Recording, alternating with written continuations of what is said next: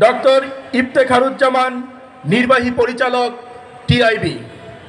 সম্মানিত উপস্থিতি, সবাইকে আন্তর্জাতিক আদিবাসী দিবসের শুভেচ্ছা। আমি ক্ষমা চেয়ে নিচ্ছি যে আমি সবার আগে বলার জন্য সুযোগ চেয়েছি, বিকজ আমাকে আরেকটি দায়িত্ব পালনে যেতে হবে।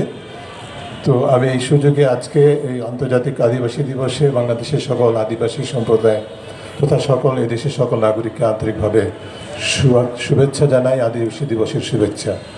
আদিবাসী দিবস আমরা বছরে একদিন 9 আগস্ট উদযাপন করি, কিন্তু এই দিবসটি শুধুমাত্র আদিবাসীদের অধিকারের দিবস না।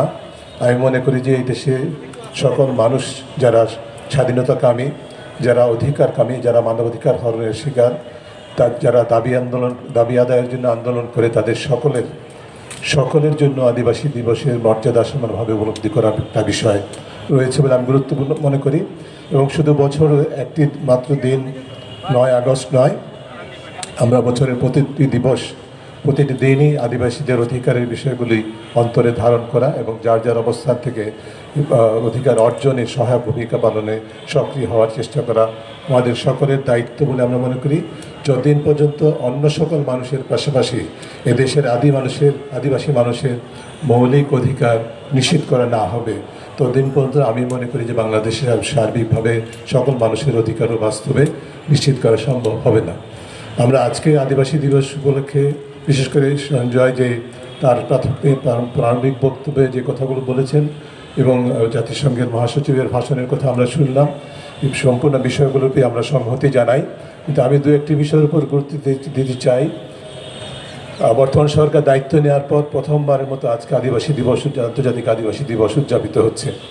সেই লক্ষ্যে সেই বিষয়টাকে বিবেচনায় রেখে আমি অত্যন্ত গুরুত্বের সাথে উল্লেখ করতে চাই যে নির্বাচিত সরকারে তাদের যে নির্বাচনী ইশতেহার, তাতে অত্যন্ত জোরালোভাবে আদিবাসীদের অধিকারের কথাটা বলা হয়েছে। আদিবাসী শব্দ ব্যবহার করেন নাই, কিন্তু নৃতাত্ত্বিক গোষ্ঠীর কথা বলেছেন। কিন্তু আমরা ধরে নিয়েছি যে আদিবাসীদের, এবং তারা নিশ্চয়ই মিন করেছেন। কেন আদিবাসী শব্দ ব্যবহার করা হয় না সেটি অন্য আলোচনার বিষয়, সেই আলোচনায় যেতে চাই না। কিন্তু আদিবাসীদের আদিবাসী পরিচয় এটি অস্বীকার করার কোনো উপায় নেই। তো যেটি বলছিলাম যে অঙ্গীকারগুলো করা হয়েছে, সুনির্দিষ্ট অনেকগুলো আছে, যার মধ্যে আমার দৃষ্টি আকর্ষণ করেছে। তারা বলেছেন পার্বত্য অঞ্চলে শান্তি প্রতিষ্ঠা করা হবে এবং স্থায়ী শান্তি প্রতিষ্ঠা করা হবে এবং সকল মানুষের মধ্যে আস্থার বন্ধন তৈরি করা নিশ্চিত করা হবে। তো এই যে বিষয়টি অত্যন্ত গুরুত্বপূর্ণ। আমরা এই কারণে প্রথমে আমি উল্লেখ করতে চাই যে বাংলাদেশে আদিবাসীদের অধিকার হরণের সবচেয়ে ন্যাক্কারজনক যে চিত্রটি সেটি বিরাজ করছে পার্বত্য অঞ্চলে।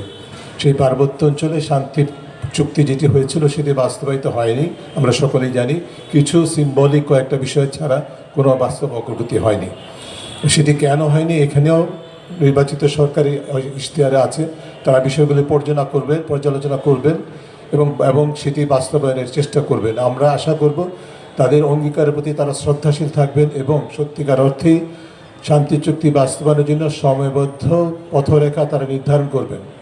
এবং যে কথাটি বলা হয়েছে স্থায়ী শান্তি প্রতিষ্ঠা এবং আস্থা প্রতিষ্ঠা, এই ক্ষেত্রে যাদের ভূমিকা সর্বোচ্চ, যারা সবচেয়ে বেশি গুরুত্বপূর্ণ ভূমিকা পালন করতে পারে, করা উচিত, তাদের এখতিয়ার আছে, ক্ষমতা আছে, সেই সেনাবাহিনীকে এই প্রক্রিয়ায় অংশগ্রহণ করার নিশ্চিত বিধান করতে হবে।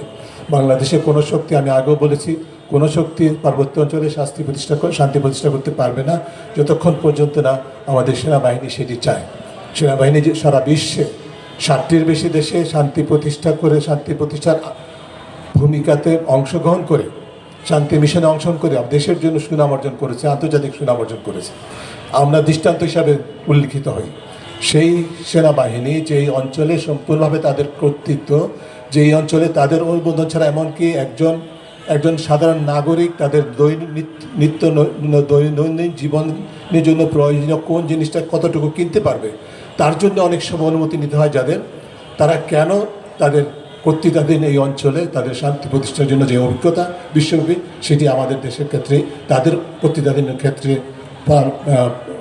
প্রয়োগ করতে পারবে না, সেই প্রশ্ন আমাদের। কাজেই আমরা মনে করি সরকারের যে ইশতেহারে যে অন্যতম অঙ্গীকার শান্তি প্রতিষ্ঠা এবং আস্থা ফিরিয়ে আনা, সেটির জন্য যারা কেন্দ্রীয় ভূমিকা পালন করতে পারে তাদেরকে সম্পৃক্ত করে অনতিবিলম্বে সুনির্দিষ্ট পথরেখা নির্ধারণ করতে হবে এবং শান্তি চুক্তি বাস্তবায়ন সহ সার্বিকভাবে পার্বত্যাঞ্চলে শান্তি প্রতিষ্ঠা করতে হবে। দ্বিতীয় যে বিষয়টি সম্পর্কে আমি বলতে চাই, আমাদের সারা বাংলাদেশে যত আদিবাসী জনগোষ্ঠী আছে পার্বত্য অঞ্চলে এবং সমতল অঞ্চলে, সকলের মৌলিক অধিকারের যে অন্যতম ক্ষেত্রগুলি, হরণের অন্যতম ক্ষেত্রগুলো, তার মধ্যে হচ্ছে ভূমি অধিকার। সেই ভূমি অধিকার নিয়ে বাস্তবায়নের জন্য পার্বত্যাঞ্চলে একটা তথাকথিত একটা কমিশন আছে, কিন্তু সেই কমিশনটা কোনো ভূমিকা পালন করতে পারেনি এখনো পর্যন্ত। কমিশনটি কার্যকর ছিল না বলে, কার্যকর হতে দেয়া হয় না বলে, এবং কারা দেয় না সেটাও সকলে আমরা জানি। সেই কারণে কমিশন কোনদিন কার্যকর ভূমিকা পালন করতে পারেনি। সেই অবস্থার পরিবর্তন আমরা চাই। পার্বত্য অঞ্চলে যে ভূমি কমিশন আছে তাকে কার্যকর করতে হবে, তার ভূমিকা পালনের যথাযথ উপযোগী পরিবেশ সৃষ্টি করতে হবে যাতে ভূমির অধিকারগুলো প্রতিষ্ঠিত হয় সেই অঞ্চলে। পাশাপাশি সমতল অঞ্চলের জন্য দীর্ঘদিনের দাবি আমাদের যে আলাদা করে সমতল অঞ্চলের ভূমি কমিশন প্রতিষ্ঠা করতে হবে, একইভাবে যাতে করে তাদের ভূমির সমস্যাগুলো যেগুলো আছে সেগুলোকে সমাধানের সুযোগ তৈরি হয়।